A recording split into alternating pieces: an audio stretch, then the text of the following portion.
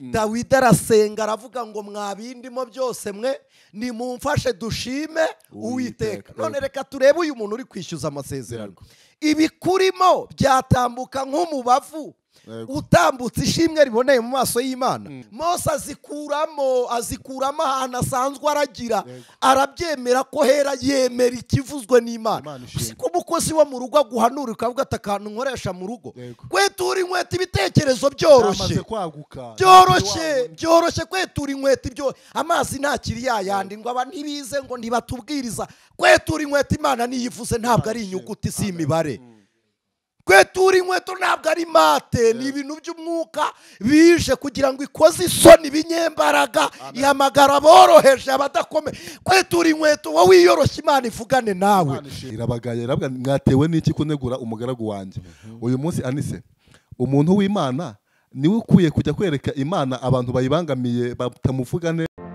Ijwi ry'umukanguzi. Yesu ashimwe bene data nshuti z'umusaraba. Amen. Nimugubwe neza muri Kristo Yesu. Turashimira Imana data wa twese ko yabonye turabo kwizerwa ikatugabira umurimo. Amen. Ni impano nziza yaduhaye kandi uyu murimo yatugabiye iduhereza n'imbaraga zo kuwukora kugira ngo nitukora neza hanyuma yaho tuzawuhererwe amakamba. Imana ishimwe. Njye ni Marcel nk'ibisanzwe ndi kumwe na Jeanne Kwizera. Jeanne uri amahoro? Imana ishimwe. Anise turakwakiriye. Yesu abaho umugisha. Mugubwe neza muri Kristo Yesu. Amen. Twakiriye bene data bashobora kuba baje ku ijwi ry'umukanguzi ari ubwa mbere n'abari bamaze iminsi bataza bose tubahaye ikaze. Niba rero baranyuzwe n'ibiganiro dukora ariko kunyurwa ni ngombwa kubera ko mwarahagumye turabibona. Rero nimusangiza abandi ubutumwa bwiza bwa Kristo, twese dufatikanye kubaka ubwami bwa Kristo. Iri jwi muri kuryumva muri ahantu hatandukanye, muri ku mpera z'isi. Uburyo bwo gukora uyu murimo Imana yarabwaguye kandi natwe twarayemereye kugira ngo twese dufatikanye. Rero tubahaye ikaze mwese. Reka tubasabe n'ubundi n'inginga bene data turi kumwe muri iki kiganiro bategura imitima hanyuma twese dufatikanye gusenga tuganire ku byanditswe byera. Tubahaye ikaze. Imana yo kwizerwa, Imana y'agakiza kacu, turagushimiye. Watuzuye mu bapfuye dushyira iburyo bwawe mubera n'abaziranenge. Watwemereye kwegera iteraniro ry'abera bamarayika no kubaranwa n'abana b'imfura. Utuma tuba baraganwa na Kristo kubw'isezerano. Izina ryawe nirishimwe. Ubwo ni ubuntu bukomeye, ubwo nta mubyeyi wo mu isi wafata umwana we ngo amuhuze amwunga mugire umwe n'umwana wo mwiyarara, mwana wo ku muhanda. We waturebye munsi yaho, kure yaho, mu kidaturwa, mu butayu butagiraga inzira, ahataratembaga amazi nta masoko. Urangije utwunga na Kristo. Ntibyarangiriraho, utugira baraganwa nawe. Mu murage w'ibyo utunze uduha kuragwa. Uduha kuragwa ku byo utunze, uduha ubwami. Izina ryawe nirihimbazwe. So ni imbabazi zikomeye, ni ubuntu bwinshi. Abinaha inaha mu mubiri, inaha mu cyubahiro, inaha mu mafaranga, inaha mu mashuri no mu magorofa. Umwana w'umuntu acuditse na homeless biba bimeze nk'aho igikuba gicitse. Ariko twebwe twari turenze kuba tutagira aho dutaha gusa. Ijambo ryawe riravuga ngo twari abashyitsi n'abasuhuke ku masezerano.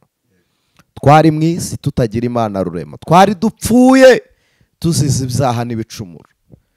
Kristo wihanganira ibyaha byacu, ubyishyiraho, urabizira, uri umuziranenge. Urangije uduhesha agaciro kangana gatyo.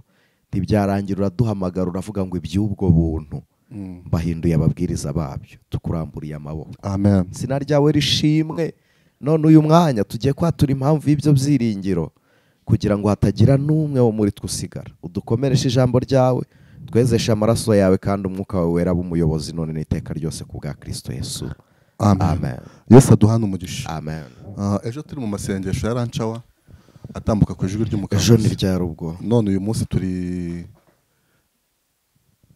Byihorere ni kuwa kabiri wabyibagiwe. ni kuwa kabiri atambuka ku ijwi ry'umukanguzi kuwa kabiri ejo hashize. Okay, ubu uyu muntu usacyumvishe ryari biraterwa n'igihe kiri bugireho ariko none uyu munsi ni kuwa gatatu. Amasengesho aba kuwa kabiri no kuwa kane atambuka ku ijwi ry'umukanguzi atangira saa 6 z'amanywa akarangira saa 8 yarayifu. Yego. Tuyaterana online abantu bajye baza babane natwe. Uzi ko ari igitangaza ko tugira abantu tujya duterana bakunda amateraniro ariko batarakora subscribe. Barahari turabakangura kuyikora. Hari n'abantu batubwira uti ijambo ry'Imana mucishaho riratunezeza, bakatwandikira batubwira ko bakunda kudukurikira kugira ngo tubashimire ko badukurikirana. Barahari rwose abo bantu tubana nabo kugira ngo tubashimire ko bajya badukurikirana. Uwo yajya no ku rusengero akareba pasiteri akamubwira ati uyu munsi ushimire naje gusenga. Uti mpema. Yego. Hari ijambo mwavuze burya mba mbumva, hari ijambo mwavuze nge ntarinzi najyaga nditambukaho gutyo gusa ariko sinditindeho cyane. Ni ijambo Salomo ajya gutambira Uwiteka ibitambo. Agezeyo narinzi ko yasabye Imana ubwenge abatari mu nzozi, ariko ejo mwarantunguye mwaravuze ngo Salomo burya Imana imusezeranya ntabwo yari ari maso ahubwo yari asinziriye. Yari ari kurota. Ntabwo nari nkazi. Yari ari kurota rwose. Okay. Kandi si we wenyine. Wibuke ko na Yosefu umugabo wa Mariya yaburijwe n'Imana mu nzozi kubenga Mariya. Nabo ni mu nzozi. Noneho wibuke nubwo marayika musanga akambwira ati jyana umwana na nyina uwamuhigaga yamaze gupfa. Ni mu nzozi. Ni mu nzozi. Bo buriya wenda bishobora kuba bifite icyo bisobanuye gukore Imana n'umuntu guhurira mu nzozi. Bishobora kuba bifite igisobanuro. Nge nahita ngarukaho mu ntego twari dufite muri ya masengesho kuwa kabiri. Ngira ngo bene data turi kumwe muri iki kiganiro barayibuka gukingurirwa imiryango. Gufungurirwa inzira. Twaganiriye ahanini cyane gukorana n'Imana mu bitekerezo. Yego. Rero mpita nibaza nti impamvu Imana ikorana n'abantu bayo akenshi mu nzozi nuko ibitekerezo byabo biba birangaye biri ahantu hamwe, hanyuma ibyo bitekerezo byabo Imana ikabiprofita. Birangaye biri ahantu hamwe. Yego. Reka duse n'ababiha umurongo umeze utya. Ubundi mu nzozi ni impamvu ebyiri. Impamvu ya mbere uyu muntu nuko aba atari concentré nkuko hari ubivuze. Indi ya kabiri nuko aba ari ubutumwa buri emergency. Buza buri urgence Imana ikabutanga idategereje igitondo, idategereje andi masaha. Igatanga ubutumwa bwihutirwa. Iyo ni impamvu ya mbere ituma Imana ishobora gukorera mu nzozi. Indi ya kabiri ni uguprofita igihe kamere yacu n'imiterere yacu bitari bujye impaka nayo. Byasinziriye Imana ikavugana n'umuntu mu nzozi, kuko ikintu wabonye uri mu nzozi iyo ugize amahirwe yo kukibuka kikuguma mu mwanya munini. Rero Imana ikoresha ubwo buryo. Amen. Imana ishimwe. Ariko nanjye bijya bikunda kumbaho kenshi burya. Buriya message nini nkunda kwakira y'Imana kenshi burya ni mu nzozi. Gusa ariko attention ko umuntu uvuganira n'Imana kenshi mu nzozi ahanini abatagirana n'Imana ubusabane. Yego. Kuko niba Imana ije kamere yawe isinziriye ubugoranye kumva. Niyo mpamvu abantu uzumva nko cyangwa se uri kumva ibintu udasanzwe uzi ni ibintu bigutunguye. Niki cyatumye se Yosefu inzozi zimucanga? Ntabwo biriya bintu yari asanzwe abimenyereye. Imana inyura mu nzozi kuko ari maso atari kubyemera. Ari maso ntiyari kubyemera. Inyura mu nzozi. Buriya ntureba Zakariya iyo ajya gutamba akava yagataha akarota yageze mu rugo yabyaye Yohana, ntabwo yari kujya impaka na marayika. Ariko kuko yari maso yabwiye marayika ngo Elizabeth arashaje. Yari ari maso. Yaramubwiye ngo arakuze. Umuntu uri kubivuga ni umutambyi userukira abandi uhagaze ahera hahera. Ahahuriye n'undi mugabo ari babiri bahagaze mu cyanya gikomeye mu isi. Sibyo? Undi aramubwira ati ntabwo ari hano mbivugiye gusa. Nge mpagarara imbere y'intebe y'Uwiteka. Arangije aramubwira ati ntabwo ibyo byashoboka. Arashaje. Mu gihe noneho Yosefu arose ngo jyana umwana na nyina umuhiga yapfuye, Yego. yabyutse adashidikanya. yabyutse ahita agenda. Imana ishimwe. Uyu munsi ndagira ngo tuganire ku ijambo ry'Imana. Turasoma mu gitabo cyo kubara, ni ibice 12. kubara ari abene data b'abarundi baratubwiye ngo tujye tubabwira n'icyo bivuga, ni uguharura. Ni igitabo cyo guharura. Igice cya 12 turasoma umurongo wa 6. Kubara cyangwa ibarura cyangwa guharura. Reka dusome 17. Ni 12 n'umurongo wa 6. 12 umurongo wa 6. Turaza gusoma niba ngombwa turifashisha n'uwa 7. Arababwira ati nimwumva amagambo yanjye, niba muri mwe hazabamo umuhanuzi mwiyerekwa, niho Uwiteka nzamwimenyeshereza, mu nzozi niho nzavuganira nawe. Umugaragu wanjye Mose siko ameze, akiranuka mu rugo rwanjye hose. Uwo we tujya twivuganira n'akanwa kacu neruye, atari mu migani, kandi ishusho y'Uwiteka ajya ayibona. Nuko ni iki cyatumye kunegura umugaragu wanjye Mose? Ni mu gihe cy'Abisiraheli. Abisiraheli, uyu Aroni na Miriyamu begeze bafata umwanya wo kunegura Mose. Baneguye Mose rero Imana irabimenya. Imana ibatumaho iravuga ngo nimuze uko muri batatu.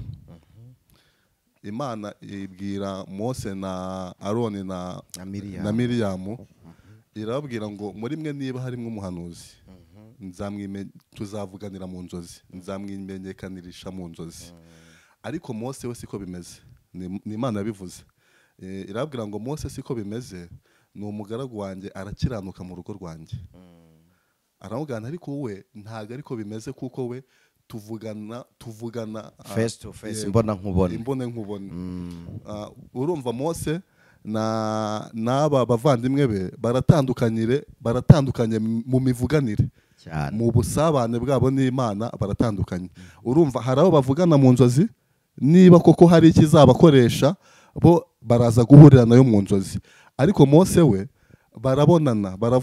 baravugana akanwa ku kandi, kuko yavuze ngo n'ubwiza bwanjye Mose ajya bubona. Anise biratandukanye n'ibyo nk'uko ijambo ry'Imana turisomye. Mose we ni umutoni ku rwego rwaho avugana n'Imana amaso ku maso.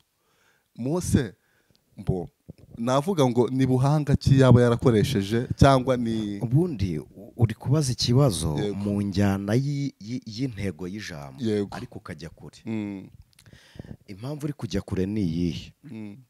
Ubundi iki kiganiro gifite irihe zina? Uwuhe mujya, kugira ngo abari bwo tugera ko nitujya kuganira kuri Mose turaza kumuvuga dusoze turi kuvuga Mose. Turacyari kuri deja utangira washatse kugaruka kuri bimwe twaganiriye mu materaniro, kubana n'Imana mu bitekerezo. Reka tubanze tugaruke. Ubundi Mose ninde? Ni umurewe. Yavukiye muri Egiputa. Mose ntiyigeze agera muri Isirayeli keretse umunsi abonekera Yesu ari kumwe na Eliya, nibwo Mose yageze muri Isirayeli. Ntibimukwiyeho kuba ari umwisirayeli. Mose avuka yakuriye kwa Farawo. Tuganire dutuje. Kwa Farawo arahiga. Muribuka ko yatoraguwe n'umukobwa wa Farawo, ni nawe wamwise izina amwita Mose, bisobanuye ngo nuwo ndohoye. Amujyana kwa Farawo witwaga Neko. Hari akana k'agahungu kangana na Mose, meme generation, uko yari afite nawe imyaka ingana n'iya Mose, witwaga Ramusesi, nawe yaje kuba Farawo. Bari abafarawo nyine. Abafarawo ni umuryango ukomokamwo abami bo muri Egypt. Rero Mose yiga amashuri yo muri Egiputa. Amashuri yo muri Egiputa, ikintu gitangaje, Mose na Aburahamu bize amasomo ameze kimwe. Mose na Aburahamu bize amasomo ameze kimwe. Ko Aburahamu nawe ntimugire ngo ntiyari yarize. Abakarudaya bari abahanga. Ko Aburahamu ni umukarudaya rero. Ni umukarudaya.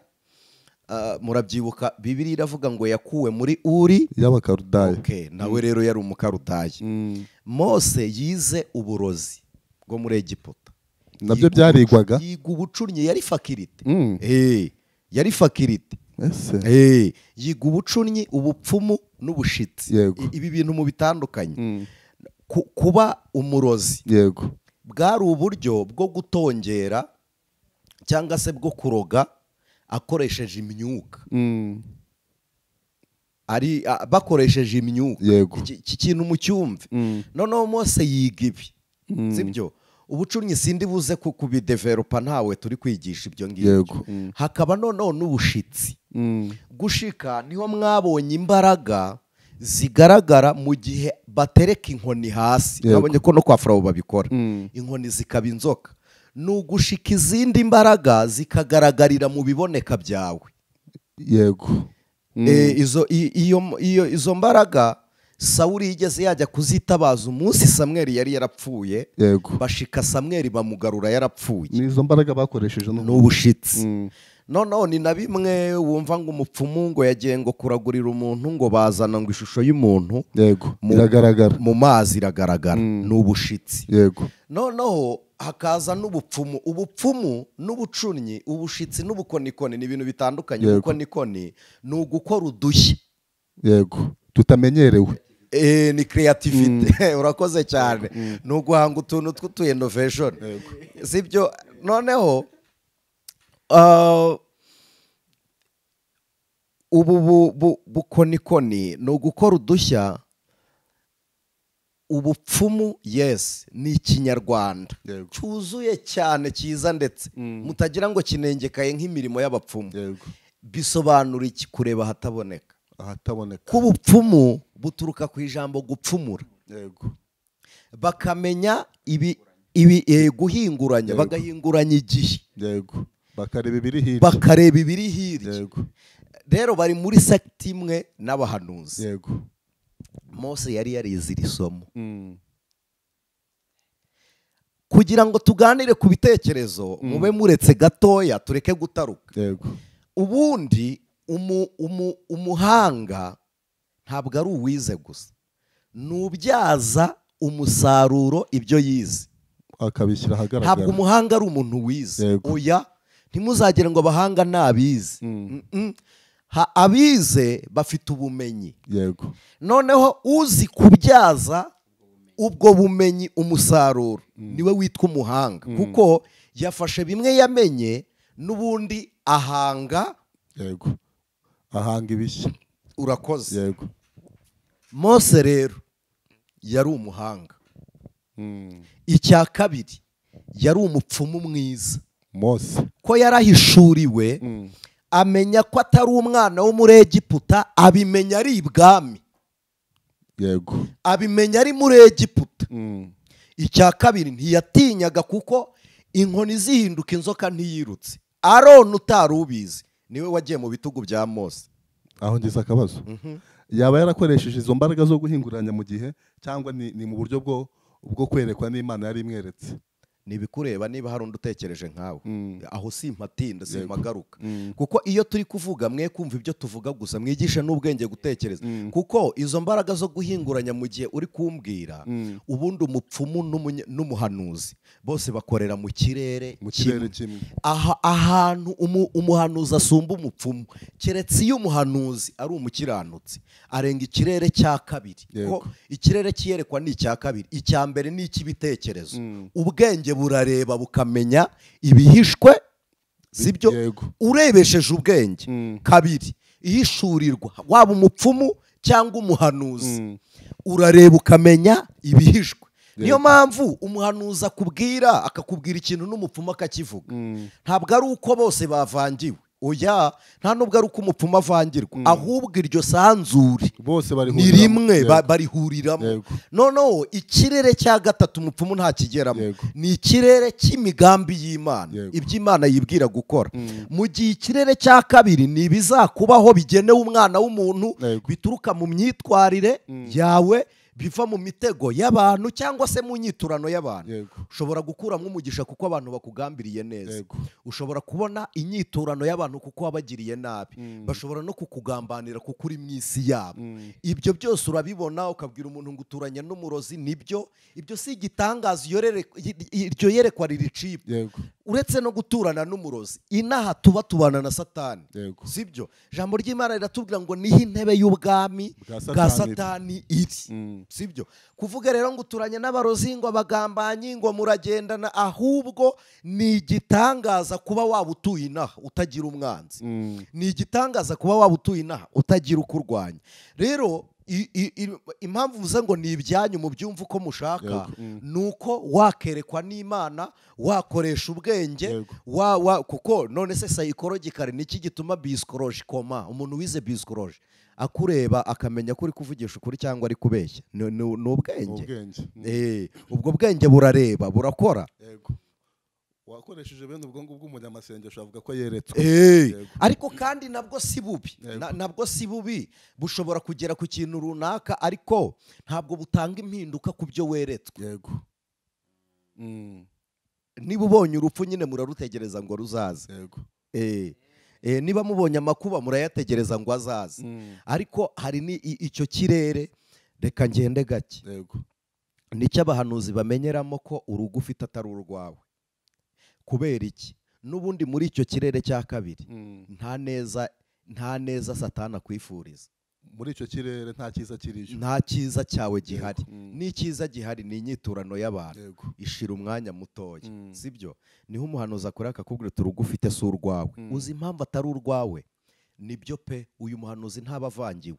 Nuko nawe mu mutwe muri cya kirere cya mbere urugo rwawe uba wararusenye. Nibyo hanyuma nibyo.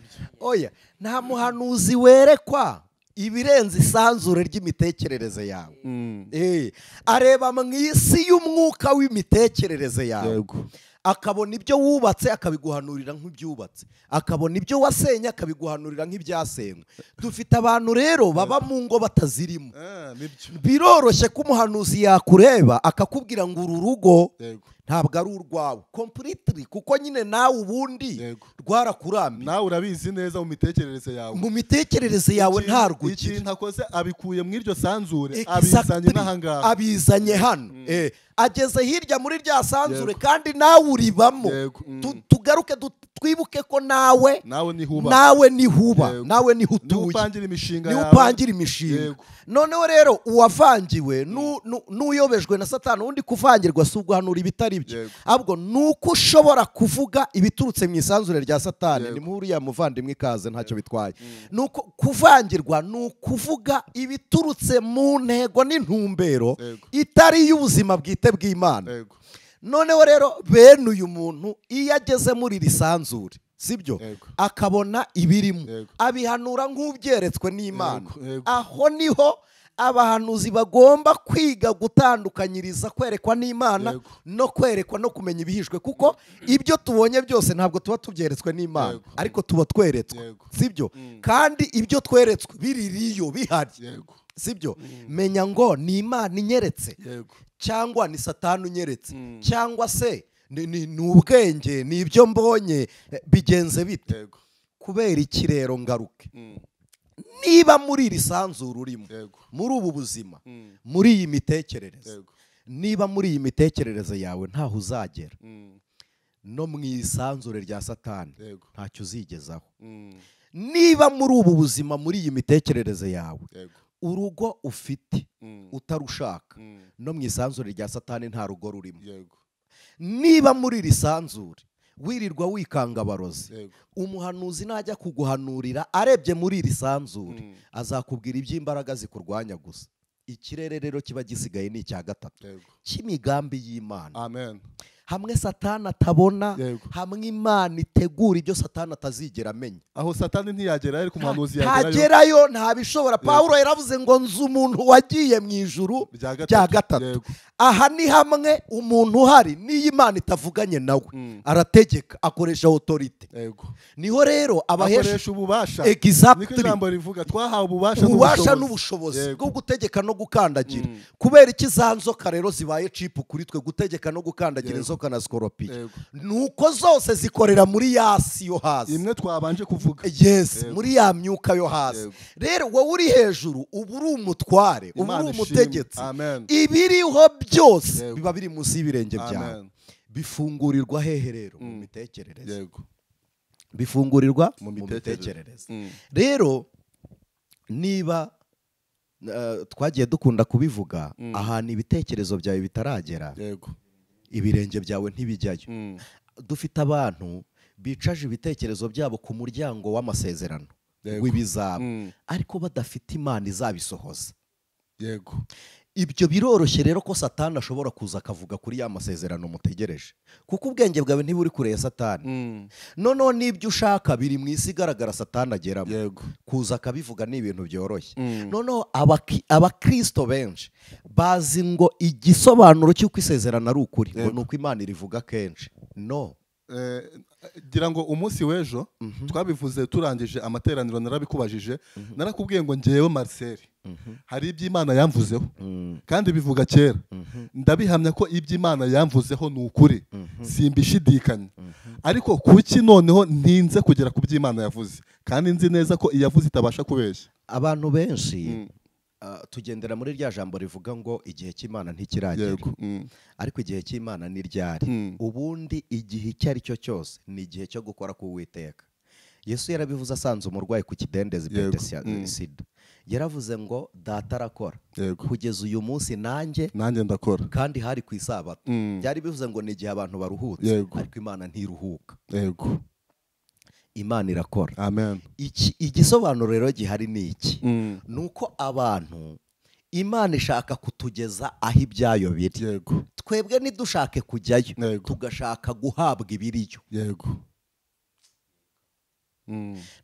Iki kintu mu gitandukanye, twe ntidushaka kugera mu masezerano, turashaka guhabwa ibyasezeranyijwe. Ni ukuvuga ngo niba utegereje rero utaragera aho Imana iguhera, n'ubundi amasezerano ntazigera kumenya. Mu nyumve tworoshye, ntimuze gukomeza ibintu by'imitekerereze, ibintu bisaba koroha. Imana ishimwe. Kubera iki mvuze ngo amasezerano ntazakumenya? Marise, uri mu bihe byo gusezeranwa n'Imana, wari umeze ute? Samara yizinga uduhe nibura temwanyaje. Njyewe noneho Imana igusezeranye. Njyewe Imana isezeranye. Icyambere, umutima wanjye numvaga uhura neza n'uw'Imana. Numvaga ndi mu cyanya nyine Imana ishaka ko nkwiye kuba ndi. Icya kabiri, hanyuma rero muri ibyo bihe nibwo nagize ibihe byiza byo gusabana n'Imana. Imana iragusezeranye. Noneho tuganire nguciye mu ijambo. Niba uri mu bihe byiza ku buryo ukora ku mutima w'Imana, Imana ikivuga imigabo n'imigambi, ikavuga ngo nzakugirira. Tekereza, abizera, abarokore, abakristo bagira ibihe byiza, ari nabyo bihe basezeranwamo bari mu rusengero, bari mu gihe cyo gusenga. Ariko noneho behind y'umusozi mwasengeyeho, behind y'urusengero, urinde umeze ute? Tuvugisha ukuri, niba warasezeranyijwe, uri concentre, umutima wawe uri communion n'uw'Imana, not communicated gusa, uri communion womatanye n'Imana. Imana ikikora mu bubiko bwayo, ikavuga ngo ndakugabiye. Uracyari wa muntu wavuganye nayo, cyangwa wasoje kuvaho muvuganiye uhinduka undi? Njyewe mva imbere y'Imana ngenda, uvaho mwasezeraniye, uvaho twasezeraniye. Noneho bya bitekerezo byanjye ntago Imana ikiri kubiyobora. Hanyuma noneho njyewe ndi kuyoborwa n'ibitekerezo by'Imana na situation urimo. None se tuvugishije ukuri, uzi ko isezerano rishobora kuza rikirirwa rigushaka, noneho rikanakubwira uti ntwaza cyangwa ntwara unjyane ku w'Imana intumyeho, ntirimenye kuri nyiraryo. Ntirimenye kuri nyira. None se ni iki gituma Pawulo yagiye abwiriza abantu akababwira ngo nimugume uko mwahamagawe? Utekereza ari iki? Kabiri, mwe kwifata uko mutari, ngo mwishushanye n'ab'iki gihe. None se niba bamaze kwishushanya n'ab'iki gihe, kandi isezerano ryatumye ku waryo udasa n'abinaha, isezerano ryaramanutse, bizagenda bite? Ejo twaraganiriye tugera ku matangazo y'amateraniro dufite muri rancha wikurikira ku munsi wo kuwa kane. Turangije turavuga ngo kubera iki Daniyeli umukiranutsi yasenze agasubizwa, abaperesi bagafata ibisubizo bye? Nuko Daniyeli ari gusengera mu kirere cy'abaperesi. Ari munsi y'ubwo butware. Nubwo ari umunyamwuka, nubwo ari umunyamasengesho, ariko ubwo butware bw'abamedi n'abaperesi ari munsi yabo, buracyamufiteho ububasha ku buryo bwakira ibisubizo bya Daniyeli. Noneho marayika akabona Daniyeli ari gusaba ibyo yahawe. Yes, ari gusaba ibyo yahawe ku buryo aza akamubwira ngo Daniyeli, kuva igihe wahereye ushishikara gusenga kwawe kwarumviswe kandi Uwiteka yaragusubije. Ariko uwo bari kubwira ko kumviswe yanasubijwe ntabwo arafata ibyasezeranyijwe, kandi ntibikiri mu bubiko bw'amasezerano y'Imana. Rero hari ikintu numvishemo, abantu benshi bashobora kuba barasubijwe, ariko noneho ntibakire bya bisubizo kuko batakimeze nk'uko bari basezerana. Bisobanuye iki rero? Bibiliya iravuga ngo duhore twezwa. Guhora wezwa ni ukuvuga ngo ni uguhorana ubusabane bwacu n'Imana, kuko dukizwa rimwe tugahora twezwa. Guhora twezwa rero ni uguhesha agaciro k'amaraso ya Kristo buri munsi. Ni ukuvuga ngo niba Imana ivuganye natwe, tuvugisha ukuri, imitekerereze yacu isigaranye intambara yo kurekura iby'isi, guca imigozi, gufata ibyatubohaga. Twatanze urugero ku muririmbyi yaravuze ngo nibimbamo byangira imbohe. Dawidi arasenga aravuga ngo mwabindimo byose mwe nimumfashe dushime Uwiteka. None reka turebe uyu muntu uri kwishyuza amasezerano. Ibikurimo byatambuka nk'umubavu utambutse ishimwe riboneye mu maso y'Imana. Ibikurimo urinde. Gahunda zawe zimeze zite? Ibyo ni ibikurimo. Aho uzajya ejo uzaba ujyanwe n'iki? Ibyo ni ibikurimo. Abo wanze kwishyura amafaranga yabo wabyangiye iki? Ibyo ni ibikurimo. Ibikurimo ni mwibanga ryo muri wowe, kandi nta muntu ushobora gusabana n'Imana imitekerereze yidafungutse. Nta mitekerereze y'umuntu ishobora gufunguka utari concentre n'Imana. Ntibishoboka, ntabwo bikunda. None tugaruke rero tugere kuri wa Mose. Mose ntabwo kwerekwa no kumenya imbaraga ntabwo ari ubupfumu bumukoreyemo. Ndagira ngo mbabwire ko hari abantu bagira impano zitaturuka ku Mana, zitaturuka no kuri Satani, mvukanwa zikomoka mu muryango. Izo nazo zibaho. Ibyo bintu murabyemera? Hari abantu bahanura baterekwa, atari na Satani wamuvangiye, atari Imana imugendereye. Yes. Kubera iki? Umuryango wabo nuko uteye. Ni umuryango w'abahanuzi. Yes. W'abahanuzi, ni abacunyi, ni abapfumu, ni abashitsi, ni abakonikoni. Akiyumvamo ikintu akakikubwira. Bene uwo muzahura mu muhanda yasinze, akubwire ngo umva nkubwire uko Imana ivuze. Ikintu batajya bamenya ni ukumenya ko ari Imana cyangwa atari yo. Nako kantu nashatse gupresiza ni ukumenya ko atari Imana cyangwa atari yo. Abikubwira akakubwira ati iki kintu kizakubaho. We ari gukoresha impano y'iwabo. Yes. Nta musazi harya wigeze uguhanurira mu isoko ikamembe. Ntabwo ari umwe n'isi na babiri. Noneho nimurebe 16 byakozwe n'intumwa. Bibiliya ivuga umukobwa uragura utewe na dayimoni yafashe Pawulo na Silasi, arangije aravuga ati aba bantu ni abantu b'Imana, barabwiriza ubutumwa bwiza, nimubumve, inzira ni y'ukuri mu bayoboke. Kandi atewe na dayimoni s'il vous plaît. Pawulo arahindukira, umva imigambi y'Imana. Umuntu uri mu kirere cy'Imana, ibitekerezo bye biri hamwe n'Imana. Mu gihe abantu birirwa bakunda kumva ikivuze, umva Pawulo, ibyo uyu mukobwa yaravuze byari ukuri. Ariko Bibiliya iravuga ngo yarahindukiye aramucyara amuga ngo muvemo dayimoni. Uzi impamvu Pawulo amukuyemo dayimoni kandi ari guhanura ukuri? Ni ukugira ngo abayoboke b'Imana z'uyu mukobwa batagira ngo Pawulo n'uyu mukobwa basenga Imana imwe. Batagira ngo bakoresha impano zimwe. Batagira ngo bakoresha impano zimwe. Noneho banamwirukanyemo dayimoni. Niyo mpamvu burya Pawulo na Sila bashyizwe mu nzu y'imbohe bafungwa muri Tesalonike. Nicyo Pawulo yarazize. Kuko yari ahombeje indamu uyu mukobwa yungukiraga abashebuja. Nimusoma niko Bibiliya ivuga. Nose ntiyari yeretswe, ntibyari iby'ukuri se. Ariko nubwo ari iby'ukuri, ari mu isanzure rimwe twavuze nyine duhuriramo twese abapfumu n'abahanuzi. Ni rimwe babwiriramwe umugabo ngo va mu rugo urugo si urwawe. Naho mu bitekerezo akaba yabonaga kuko adakwiye kuhaba, ko n'urwo rugo atari urwe. Ni ibitekerezo byasenyutse. Satani ari kuvuga iby'amatongo yo muri wowe. Ntabwo ari uko ari urufatiro rw'iby'Imana. Ni itongo riri muri mayindi yawe. Rero Mose amaze kumenya ko ari umuheburayo, yarasezeye. Umva imitekerereze. Yabonye ko kwitwa umwana w'umukobwa wa Farawo atari ibyo kwishimira. Ajya mu matafari ajya gukata ibumba. Umva imitekerereze.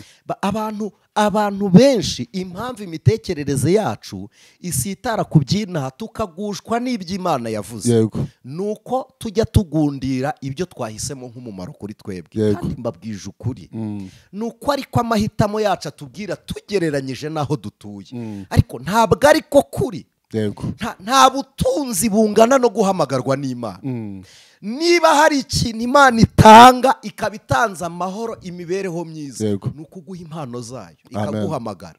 Nimusome Bibiliya, Yesu ari mu butayu, Satani yaraje areba Yesu uwo ari we, arangije aramubwira ngo fatira ibuye urihindura umutsima. Marise nyumva neza, ibuye rishushanya nde?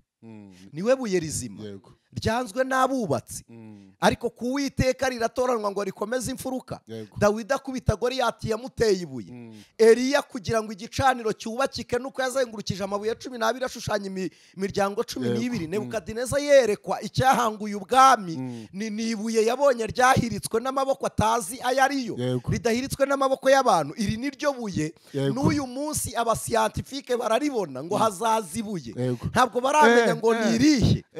Iryo buye babona ntibamenye, ntabwo bazi iryo ari ryo, ntabwo bazi iryo ari ryo. Ntibazi ngo rizaza rite, ntibazanugara ngo n'uyu munsi iryo buye riracyafite imbaraga. Riragaruka. Abami ba mbere bararibonye, aba kabiri bararibona, jusqu'à présent n'abahanga baracyabona iri buye. Sibyo? Ni ibuye. Noneho Satani ararifata ngo rihindura umutsima. Tuvugisha ukuri, ubu koko ibuye rikomeza imfuruka turihindura umugati ntibikabe koko? Tubeho ari uko ducuruje Kristo, tumufate nk'umugati gusa, aho kugira ngo akomeze imfuruka tumurye imfuruka zidakomeye. Abantu benshi rero batunze iry'umukati, ariko irikomeza imfuruka ntibarifata, ntaryo bafite. Niyo mpamvu usanga turi gusitara ku byo yavuze tudashaka kwiyunga n'uwabivuze. Tudashaka kwiyunga n'uwavuze. Abantu benshi ntibatunga Kristo, icyakora bafite amasezerano. Nkunda kubibabwira, umuntu ufite amasezerano atagirana ubusabane n'Imana adaherukana nayo, umeze nko gutunga ifoto y'umuntu wapfuye. Niyo waba ufite iyo uriho mutari kumwe, niyo yaba ari y'umu ex, ntago wayibwira ngo yumve, ntibikunda. Ntiwarira ngo iguhoze, ntiwagwa ngo ikubyutse, ntiwababara ngo igukomeze, ntibishoboka.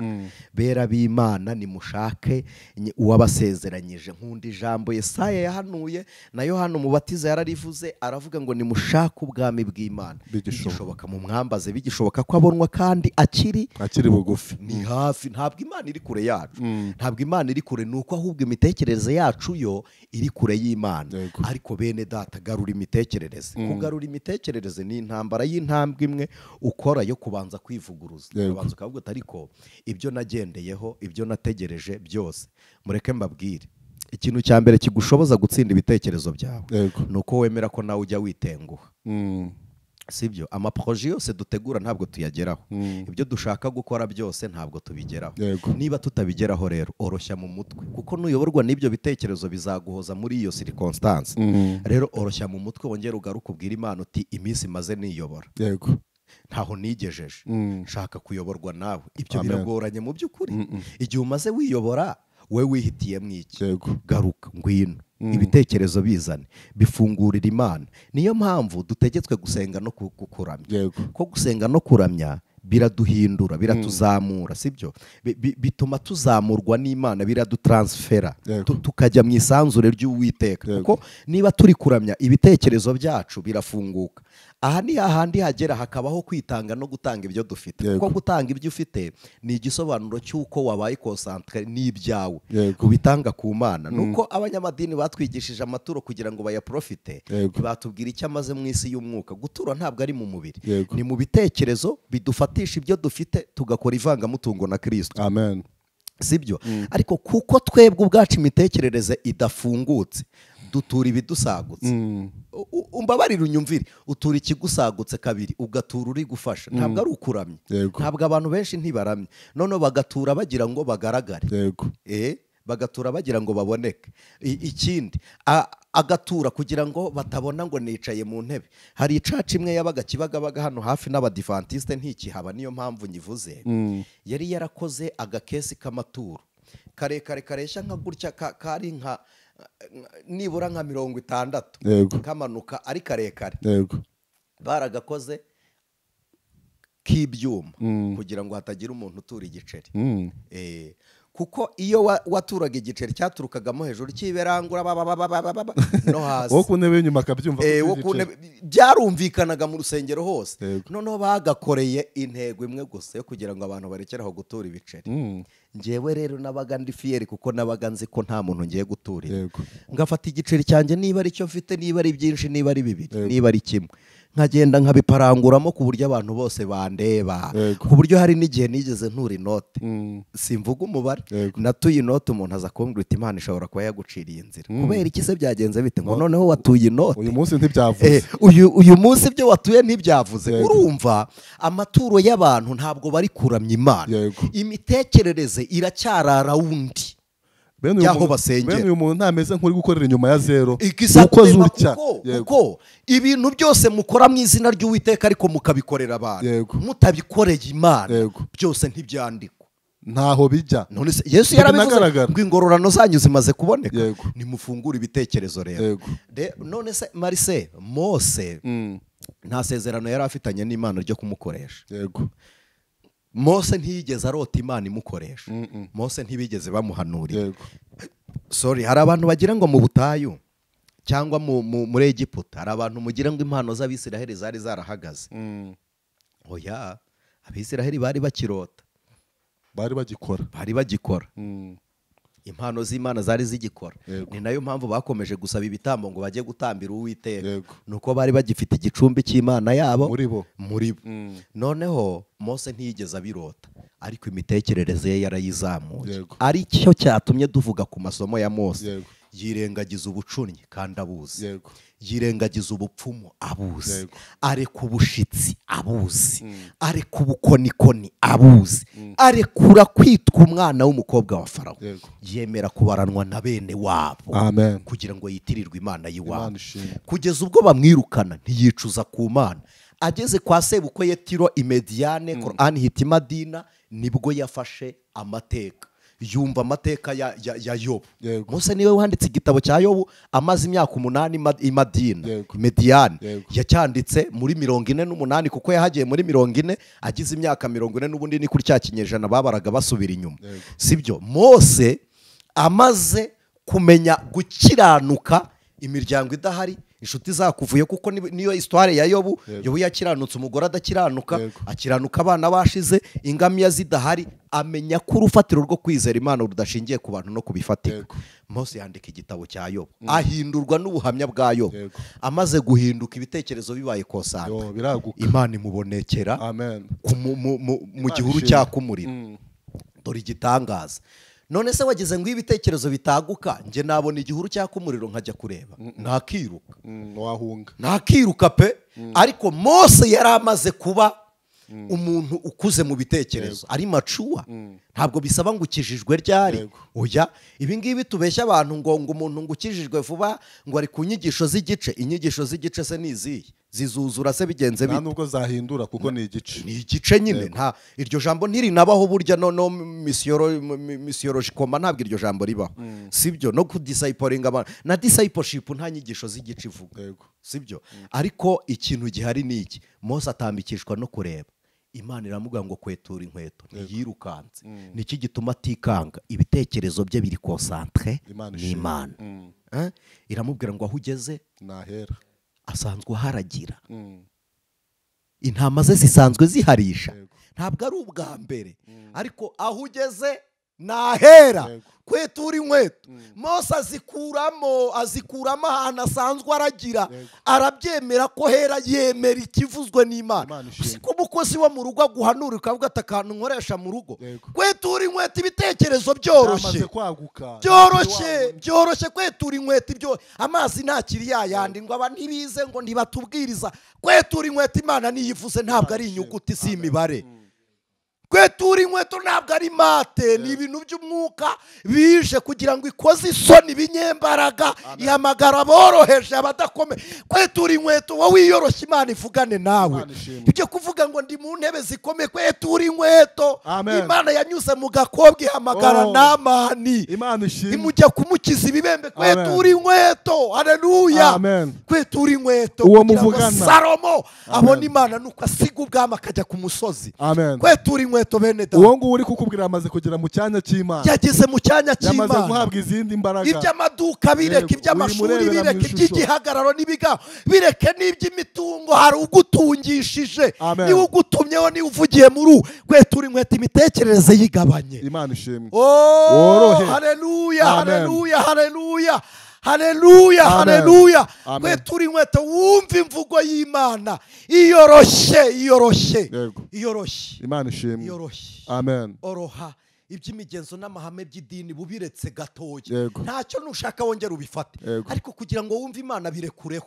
Urekure imigenzo yo kwikubita imbere y'ibigirwamana, urekure imigenzo yo kuboneka ku cyumweru, urekure ibyo ku isabato. Hoya, sabana n'Imana itagira umunsi wa mbere n'uwa kabiri, ihoraho iteka ryose. Imana ishimwe.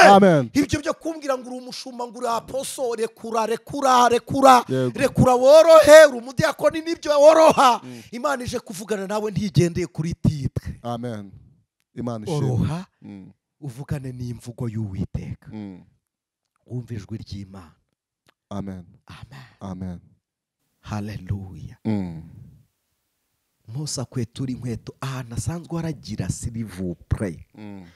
Biroroshye ko wapfukamaho usanzwe urara, biroroshye ko muri saro uriramo, biroroshye ko mu cyumba cyawe, biroroshye ako gasozi kari aho, biroroshye ko wakwetura inkweto aho ukorera hose, biroroshye. Yoroshye imitekerereze.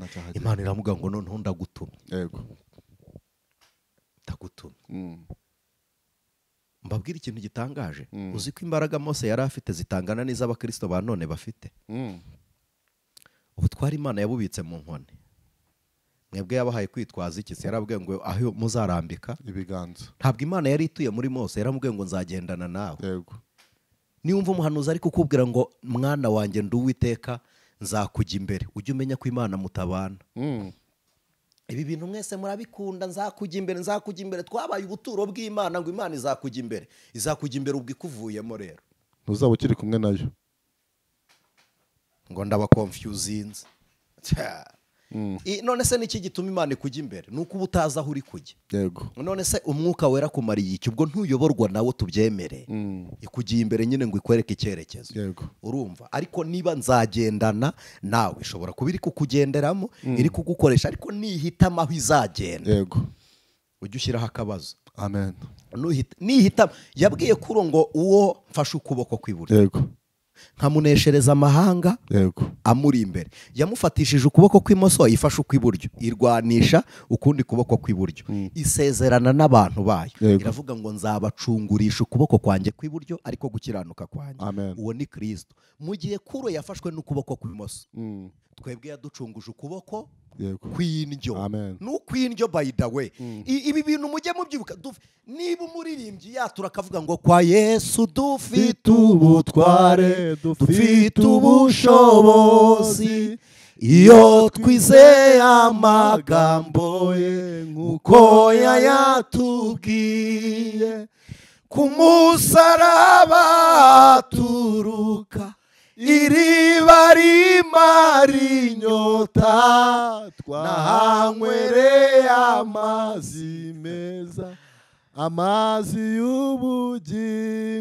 Ariko Marisa, reka mubaze, ubu agasozi kariho irimbi, munsi y'irimbi hari isoko, wajya kuvomayo? Nagira ubwoba. Bashyinguramo hejuru, sinayanywa. Noneho tekereza, umuririmbyi aravuze ngo ku musaraba haturuka iriba. Amen. Hariyo urupfu rwa Kristo, hakaba iriba ry'abizera, kandi tukavoma tukanywera amazi. Amazi y'ubugingo. Amen. Imana ishimwe. Ariko Imana ni igitangaza. Ijuru ni igihugu cyacu cyuzuyemo amahoro, mu gihe tuzakigeramo tuzahimbaza Yesu, umukiza azahanagura amarira yacu yose tuzanezererwa igihugu yadusezeranyije. reba ukuntu satani ari umugome. Umuntu niwe watumye satani akurwa mu ijuru. Satani aravuga ati ubwo munkuye mu ijuru nanjye nzabakura muri Edeni.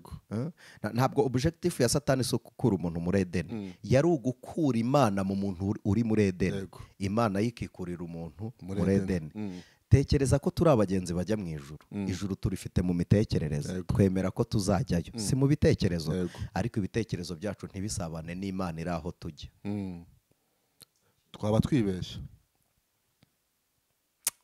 Imana ibaha umugisha, niwe wari uyoboye ikiganiro. Reka turi buze kugera ku musozo w'iki kiganiro, ariko byibura kamwe konyine. Aba bavandimwe ba Mose bari kumunegura, Imana yaramanutse irabagaye, irabwa mwatewe n'iki kunegura umugaragu wanjye. Uyu munsi Anise, umuntu w'Imana niwe ukwiye kujya kwereka Imana abantu bayibangamiye batamuvuga neza, cyangwa Imana ubwayo ireba uwo muntu. Ubundi iteka ryose umuntu watsinzwe n'intambara ararega, asenga amasengesho yo kurega. Umuntu watsinzwe, umuntu uri gutsindwa n'intambara asenga avuma. Niba hari umuntu ujya uvuma ugasabira umuntu ngo Imana imwiture ibyo yagukoreye bibi, waraneshejwe. Waraneshejwe nuko wanze kumanika amaboko, uri kurwana intambara y'ubutita, uri kurwanisha amagambo, kandi noneho ukarwanira mu mwambaro utari uwawe. Niyo mpamvu waneshejwe. Rero uri mu cyanya cy'abandi, kuko intambara yacu si nk'iy'abantu, n'intwaro z'intambara yacu si iz'abantu. Dufata mpiri bigize bite ibitekezwa mu mitima. Ibaze ko uri kurega avuga nk'uko uri kuvuga. Ibaze ko gusabira ibingana n'ibyo uri kumusabira. Nawe nyine utekereza. Tekereza icyo kintu. Mose uwo mwanya ntiyari no kuwubona, ariko Imana yamuberaga amaso, ikamenya abanzi be n'abamuvuga, ku buryo twabivuze. Iyo umuntu ari concentré n'Imana, Marise yerekwa ari uko abanje gusenga. Iyo umuntu ari concentré n'Imana arasenga akerekwa, araryama akarota, sibyo? Ariko iyo ibihe byawe n'Imana bitangiye gushira muri wowe, utangira kubona amakuba ukayahanura wishimira ko asohora. Musoma amakuru y'uyu muhanuzi Yona. Muzi ikintu cyamubabaje mu bintu byose Yona yahanuye? Yababajwe nuko Imana yigaruye itarimbuye abantu yari yamutumyeho. Simubyibuka? Kugeza ubwo ababara yicara munsi y'uruyuzi, inandi rarurya rwumye, ararakara, aravuga ngo titimagine ko yavuze ngo ubu nanakiyahura. Imana iramubwira tubugize neza. Niko ijambo rivuga. Yababaye kuri urwo rwego, aravuga ngo ubu nanakiyahura, kuko ababajwe nuko Imana yigaruye. Noneho Imana iramubwira ngo kubabajwe n'uruyuzi utamejeje, nge nabuzwaga n'iki kubabazwa n'umuntu niremeye. Urumva icyo kintu? Mu yandi magambo banezezwa nuko amakuba bahanuye asohora. Ntabwo uyu muntu ari kumwe n'ibitekerezo by'Imana, kuko Imana si umuhemu. Imana ni ntihemuka. Twari twifashisha kugira ngo yihore ku banzi bacu. Ntabwo Imana ari igikoresho cyo kudufasha guhora inzigo. Gutyo wayifashe nk'Imana y'intambara, nta mana yo gukiranuka ugira. Kandi no mu ntambara z'Imana, Imana ishyiramo gukiranuka. Rero bera b'Imana, nimworohe mu mitekerereze. Umuntu wakurwanyije umenye ko ari Satani, ahubwo utumbire Kristo niwe abanze ryo kwizera. Ntitwababwiye ukuntu Dawidi yasenze arangije abona ntareba amazu, ari mu ishyamba, ahari ni mu kidaturwa. Aravuga ngo none se ko nubura amaso nkabona imisozi, gutabarwa kwanjye kurihe kuzaturuka he? Yongera kwibuka ko nubwo ari mu misozi Uwiteka we atari kure ye, nubwo Yesayi ari kure, bene se bari mu rugamba bari kure, aravuga ngo gutabarwa kwanjye guturuka ku Uwiteka waremye ijuru n'isi. None se niba gutabarwa kwacu guturuka ku Mana, kubera iki ushaka ubutabazi mu kwihorera kwawe n'uwo muntu? Nimworohe. Amen. Reka dusoze. Imana ibaha umugisha. Turagushimiye. Accent. Kandi nshimiye na bene data turi kumwe muri iki kiganiro. Reka tworohe, hanyuma Imana yacu, ibitekerezo byacu bikoreshwe n'Imana. Kadushimire n'umushyitsi twabonye muri aya materaniro uri hafi yacu behind camera. Imana imuha umugisha. Mubane n'ukuboko kwiza kwa Kristo. Ndumva nshaka gusenga. Umuntu ushaka gukangura imitekerereze ye, bera b'Imana. Ijambo ry'Imana riravuga ngo ni Pawulo wabibwiye Abefeso ngo ndabasabira uko nsenze kugira ngo muhishurirwe. Guhishurirwa bitume mumenya Imana, sibyo? Wowe kugira ngo umenye Imana banza woroshye intambara zawe mu mutwe. Impamvu ya mbere yo kuzoroshya ni uko igihe umaze uzirwana utaranesha. Niba utaranesha rero ujya imbere y'Imana nk'utsinzwe, umanika amaboko uyibwire ngo ni njye wikoreraga ariko nshaka kugendana nawe. Amen. Hari umugabo wari warigize indakoreka, yari yarigize indakoreka igihe kimwe, murabyibuka. Ni umuntu ntabwo namutangaho urugero ngo muvuge kuri kamera kubera ubudahangarwa bwe, ariko hari umugabo umwe yigeze adusura ahantu hamwe hari muri Nibature, aravuga ngo muri kudusakuriza. Hari umusaza wari uri kwigisha yitwa Niha, abantu baramuzi, reka we muvuge, niwe wari uri kwigisha Nibature icyo gihe. Umugabo aza agiye gufata umukozi w'Imana mu ijosi. Umugabo yaraguye agwa igicuri, abarundi baravuga ngo ni ibifukunyo. Urumva, azana urufuzi. Gukomera k'umuntu nawe bijya bihurira n'Imana. Wowe ubwawe oroha. Herode yatanze preach, nukuri ntabwo ari Herode wavuze ngo n'Uwiteka, we ari gutanga disikuru. Abantu baramwumvise baravuga ngo noneho nturi Herode gusa, uvuze nk'Uwiteka. Ntiyavuguruza abantu ngo babwire ko atari Uwiteka kuko yarazi Imana. Imana iravuga tugumanye icyubahiro cyanjye urushyi rumwe. Mu bami bose abantu bajya batembera muri Isiraheli, Herode ntagira urwibutso, nta gituro cya Herode kibaho, kandi yari umwami wayoboye. Inyo baziyoye bajugunya mu mugezi. None bene data, wowe ukomeye bingana iki? Birigaramu yararirimbye aravuga ngo abanga Imana nibayisenge bazapfa bose be kwibukwa. Imana ishimwe. Aravuga ngo nyamara urwo rukundo rw'Imana, nyamara urwo rukundo rw'Imana rutagira akagero, urwidukunda twabari mu isi nirwo rutazashira. Mubo yacungu jayo maraso, nzi uko nanjye ndimo, nzajya ndirimba urwo rukundo dukwize mu isi yose.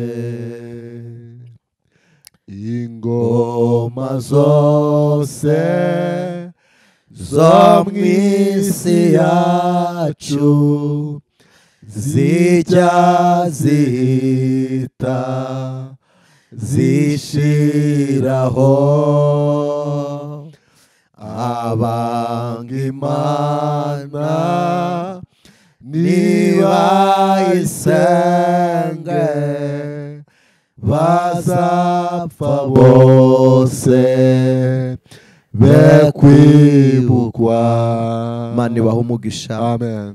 Amen. Hari ibitekerezo byawe byari byaratinze ku by'Imana itaguhaye, ariko ndagira ngo nkubwire ngo bafite ibisa n'ibyo wasabye, nabo ntabwo babifata nk'aho basubijwe. Imana ishimwe.